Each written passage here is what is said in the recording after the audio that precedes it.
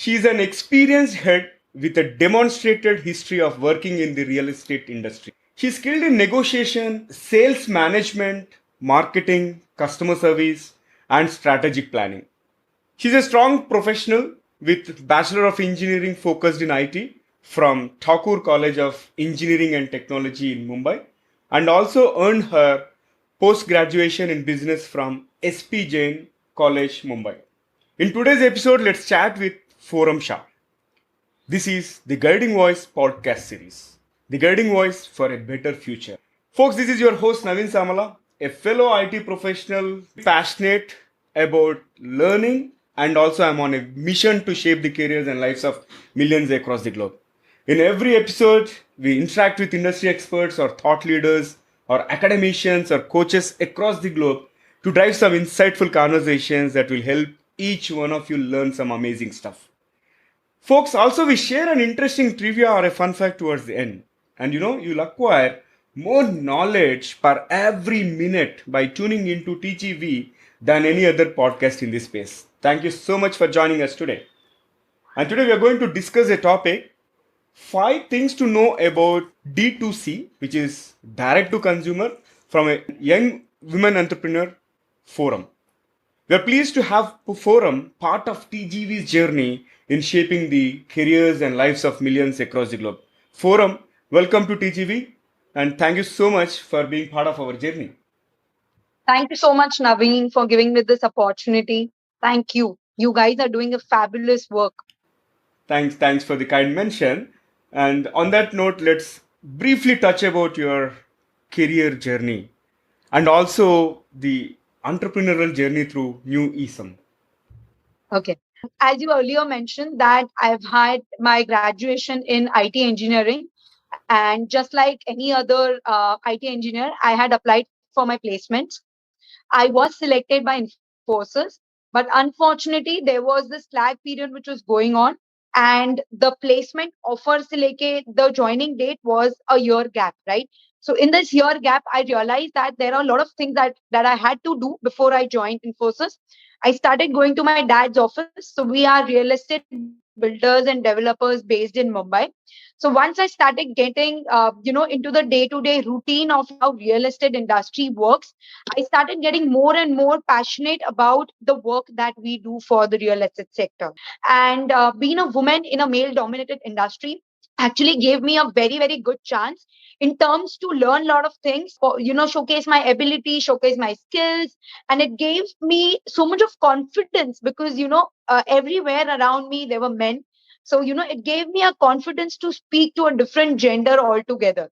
And then that's how I came upon this course from SP Jain, which is a management course in the business sector specifically. I spent around 5 years in my dad's real estate business. 5 years later, I realized that I need to do something on my own. And that's how I started my own D2C brand, which is prior to Newesome. So this D2C brand was something which, we were dealing into original and certified gemstones, which is a completely different kind of ball game as to what I was doing in real estate. But the learnings that I got, the entry that I got into the D2C world makes the base for what Newesome is about. So with Newesome, I am trying to overcome all the problems, all the difficulties that I faced in that D2C business of mine is what I'm trying to solve with Newesome.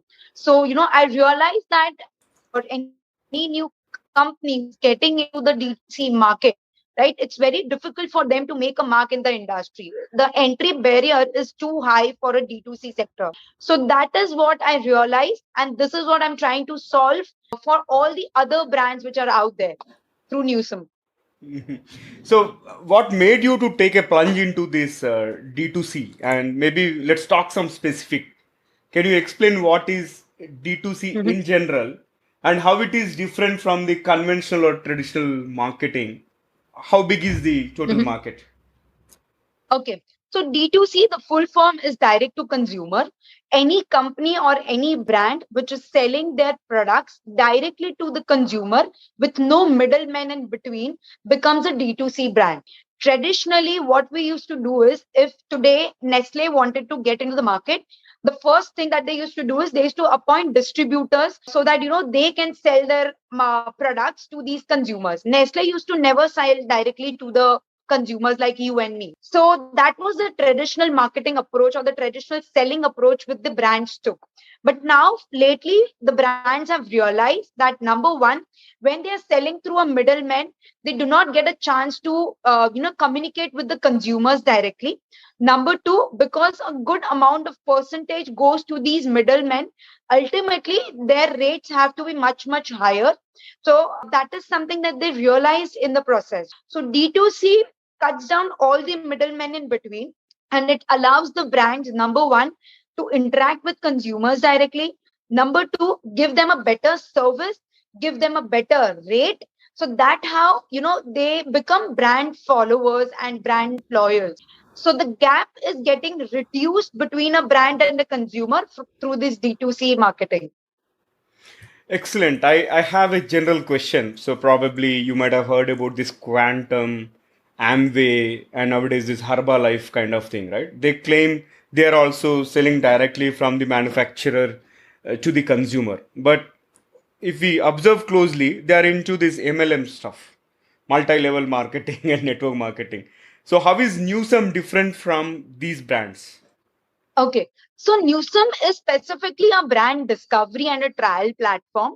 So when we started, we realized that today, if you want to discover or you want to know about a new brand, what are the channels through which you can discover? One is probably through Instagram, but on Instagram also you have to know the name of the brand before you find the profile of the brand. The other is probably Google. Even on Google, you will have to type something. You will have to type the best, beauty brands in India. But it's not necessary that, all the beauty brands in India are showcased in the Google first page, right? So for a consumer, it is very difficult to discover a new brand and a new product. So Newsome basically acts as a discovery as well as a trial platform, jahan pe the users can discover new brands. They do not have to search anything. Every time they come on Newsome, they find new brands which are a part of our platform. They probably find a new product launch which is launched by a particular brand which is already there on Newsome. They also get to try out a lot of sample and trial products from these brands. Because today, if I tell you that, Naveen, this is a tea which is costing you 500 rupees, you will be a bit hesitant to try that tea because you will feel that, if the tea is not suitable to my taste, I may probably be wasting 500 rupees. In comparison to that, I tell you, Naveen, this is a box that I give you, which has 5 different varieties of teas in it. And you get to try all the tea brands at only a nominal price of say 200 or 250 rupees. So for you, that's a very big deal or a very good deal that you want to do, because number one, you get introduced to new brands. Number two, you get a chance to taste those new brands. So this is what we are trying to do with Newsome. Our box discover karo, our brands discover karo, you discover the products, and you also get a chance to try out their sample products. So we are very different from the what the Amway and those companies actually did, because for them also the MLM marketing, which you say, they appoint somebody else as a representative to sell their product. Today, you must have experienced that Amway ki company will be saying one, two, three pointers or the USPs of the product, but the MLM guys will tell you 10 pointers of the product, which are probably not even listed on the product. So it's like the Chinese whisper thing which happens, right? The company is selling something else. By the time it reaches the customer, it shows, it is getting sold in a very different manner. In fact, there was this one experience which happened recently. I just wanted to share it. There was this one company which was selling a product which was used for the face. By the time it reaches the customer, that product became a full body product that was actually launched as a face product, but the consumer were using as a body product. And then the complaints were that we are putting it on our body, but we do not find that glow on our body and our legs and our hands. And they actually complained to the brands that you have said that this is a body product, and that's how the brand realized that it's a Chinese whisper thing which is happening. So then in these kind of scenarios, D2C actually works the best. Whatever the brand is telling, you can see it on their platform, you can see it directly on their communication channels, and that is what the consumer is getting. So yes, this is what D2C is about. Awesome. I love those examples actually. Thank Great. you. Yeah. Now let's move on. How did this idea come to you? Like in terms of how did you nurture this new sum? Okay. So as I told you, my experience with my own D2C brand was that number one, if there are big reputed players in the market in the same field that you are competing, or if a brand is getting launched, nobody will recognize you unless and until you have a lot of money to burn. Now, when I talk money to burn, it means you will have to spend a lot of money in marketing. You'll have to create a lot of buzz around your brand so that people can forget the major players out there and they start coming to your product, or they shift their from their major players to your product. So that's how I realized that not every brand can do that, because to set up a D2C brand you need a lot of investment. One is your product needs to be very very good, right? So you need to invest a lot of your amount or your investment into making the product better. Once you make a product better, then you say that you have to also invest double the amount of money in marketing, which these brands do not have. So that's how I realized that the problems which I as a brand faced when I was launching in the market, the same problem is faced by 10,000 hundreds of more D2C brands. So why don't I try to make a platform which will try to solve that problem statistically, but in a very efficient manner. So any marketplace that you go, even if you check out Amazon, Flipkart, you will always find advertisements from the bigger players out there, right? On the front page, on the home page, on their social media, or probably even in the offer section, you'll always find the major players who are getting bombarded again and again, right? Nobody is talking about the smaller brands. Nobody is talking about how good the homegrown brands are. Nobody is talking about how good a small company based out of Chikmagalur is selling really good coffee. So today you are sitting in Hyderabad, I am sitting in Mumbai. I will never understand if there is a brand known as Love Kapi, which is there in Bangalore and it's selling an authentic coffee. And the brand, because she is a woman entrepreneur and she started very young, so the brand does not have too much of money to compete with probably the Sleepy Owl or the Rage Coffee of India, right? So how do consumers come to know about her?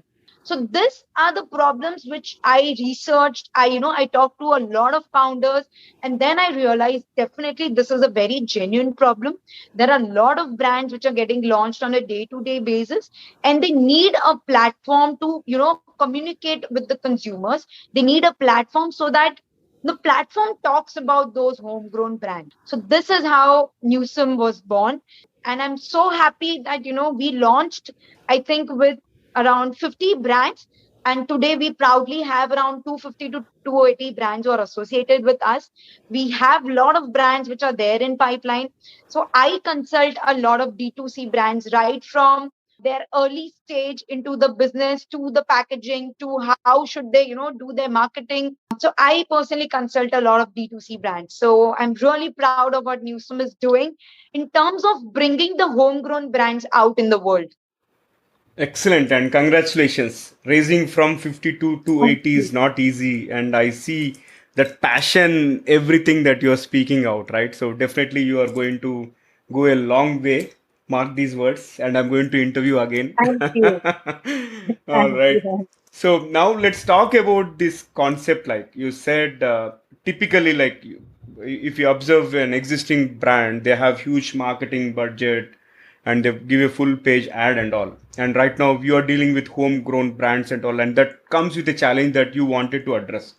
So, what are some specifics that you are focusing in terms of connecting these not so known brands with the consumers? Any two or three tips that you would like to share?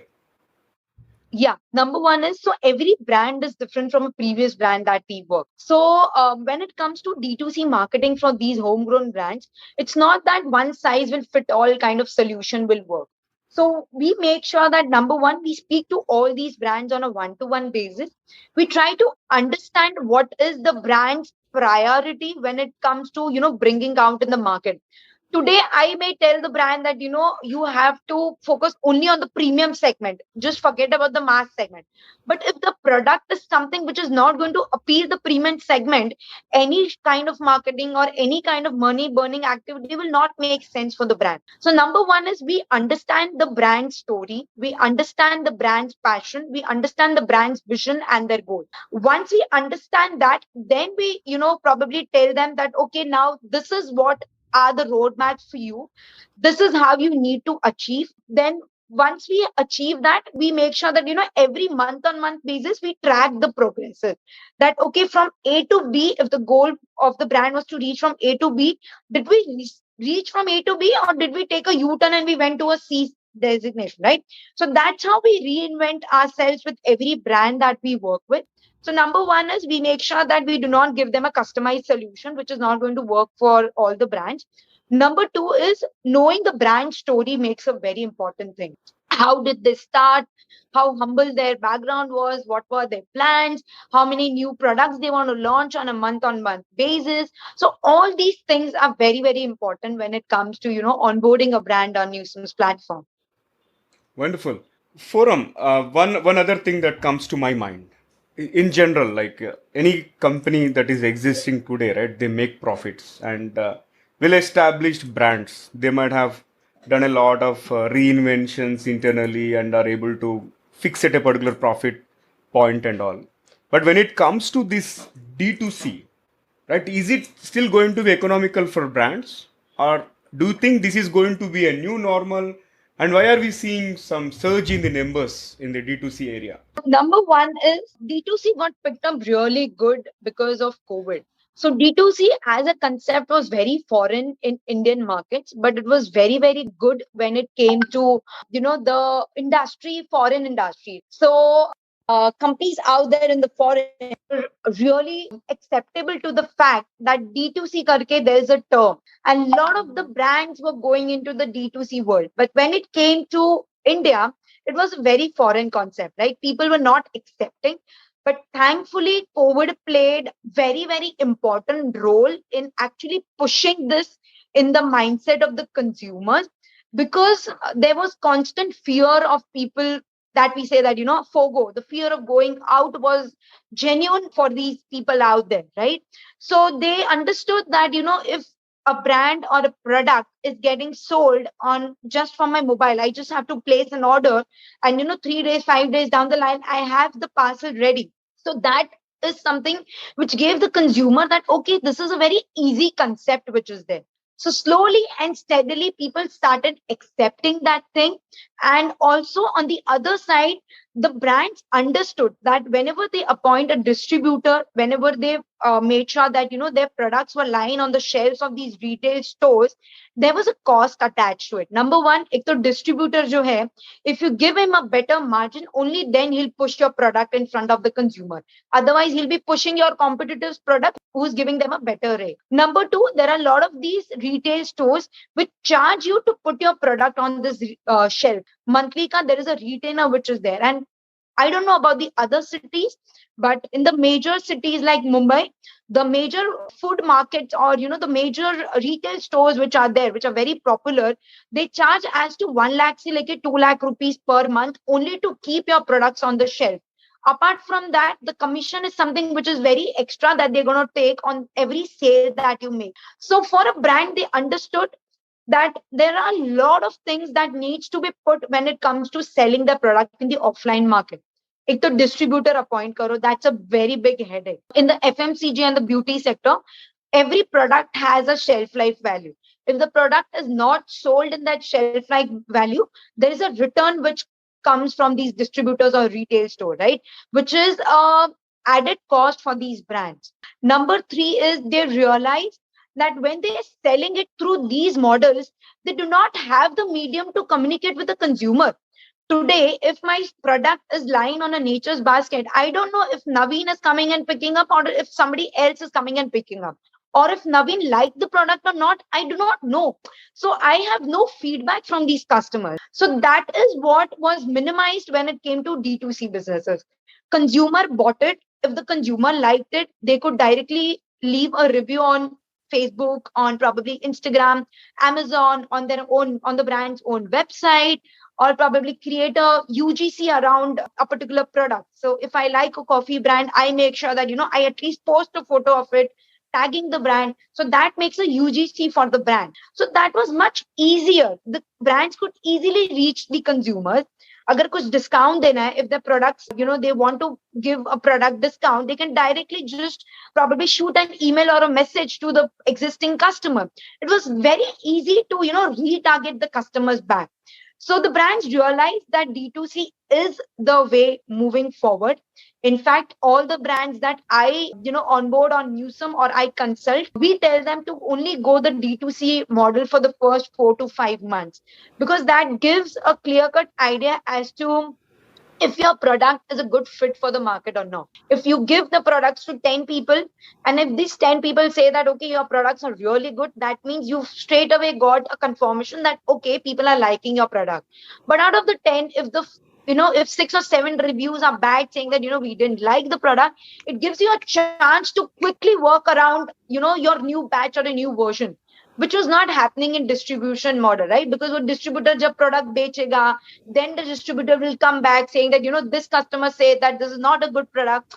So the timeline which, the brand had to work around was very, very high, which got reduced in the D2C. So I think D2C definitely is the new normal, but it is here to stay for a long, long term. I don't remember the last time I went out and shopped for any particular beauty or, food product. Fashion, yes, still people want to, try out and see themselves in the mirror, show their, parents or boyfriend while they're trying out. But beauty, food, FMCG sector is something which is completely gone online, I think. So yes, D2C is here to stay for a long, long time. Awesome. That gave me a lot of clarity in terms of how companies can make profit, and especially the appealing factor is the feedback loop, right? That has shrunk significantly, and brands can really work on their new version immediately by seeking the feedback. Excellent. Now let's talk about your journey as a women entrepreneur. Like in the beginning, you said you came across certain challenges, but still now you have established yourself. So, as a successful young women entrepreneur, what will be your advice to women who are aspiring to be entrepreneurs? See, even though there has been a lot of things which are going on in the social media, that there is no difference between a woman and a man entrepreneur. The challenges that any entrepreneur face are same for both the gender, irrespective of what gender you are. I completely agree with them that, every entrepreneur who's beginning their journey into this field has 10 different challenges that they have to deal on a day-to-day businesses. But I believe for a woman, probably out of the 10 challenges, there are two more challenges or two more problems which are overlapping these 10 challenges. And even if you deny that fact, that's not going to be, changed. Number one is woman is always understood as somebody who's going to take care of the family. Even if you are married, probably you have two set of families that you have to manage. One is your in-law side and one is your parent side. If you're not married, people will expect you to at least take care of your household.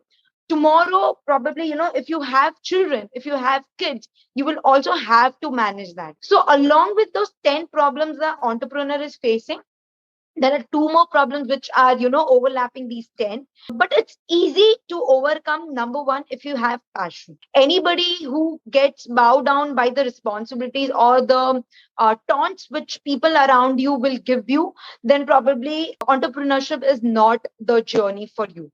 If you get disheartened, if, two people tell you that you are not a good wife or a good mother or not a good daughter, if you're not taking care of your house, and if you start feeling guilty about it, then probably take some time off, mentally become strong, so that, you at least have that confidence to fight out to the world. Because there are a lot of people who try to pull you down, irrespective of your gender, right? So I know a lot of my male friends who are also, stepping themselves from the entrepreneur journey, because their family have the mindset that you have to earn a certain amount of money every month, which is not possible when you have your own startup. So first is confidence is something that you need to have. Number two is you need to have passion about whatever you are doing. If I am not passionate about what I'm doing, how am I going to convince somebody else who's going to, ask me 10,000 questions today? So confidence, passionate. And number three is make sure that you know how to manage your time,